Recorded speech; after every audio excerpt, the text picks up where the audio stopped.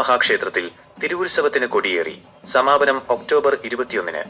നരസിംഹമൂർത്തിയുടെയും മഹാസുദർശനമൂർത്തിയുടെയും ദ്വന്ദ്വപ്രതിഷ്ഠയുള്ള അപൂർവ ക്ഷേത്രങ്ങളിലൊന്നായ തുറവൂർ മഹാക്ഷേത്രത്തിൽ തിരുവുത്സവത്തിന് കൊടിയേറി. ഒക്ടോബർ 13 തിങ്കളാഴ്ച വൈകിട്ടാണ് ഉത്സവത്തിന് കൊടിയേറ്റ ചടങ്ങുകൾ നടന്നത്. തുറവൂർ ക്ഷേത്രം 2 കൊടിമരങ്ങളുള്ള അപൂർവ ക്ഷേത്രങ്ങളിലൊന്നായാണ് അറിയപ്പെടുന്നത്. തിരുവുത്സവത്തോടനുബന്ധിച്ച് ക്ഷേത്രകലകൾക്കും സാംസ്കാരിക പരിപാടികൾക്കും വലിയ പ്രാധാന്യം നൽകുന്നുണ്ട്. ക്ഷേത്രകലകളിലും പരമ്പരാഗത കലാവിരുന്നിലും പണ്ഡിതരായവരെ അണിനിരത്തുന്നതിനോടൊപ്പം പുതിയ തലമുറയിലെ പ്രതിഭകൾക്ക് കഴിവുകൾ പ്രദർശിപ്പിക്കാനും അവസരം നൽകുന്നുണ്ട്.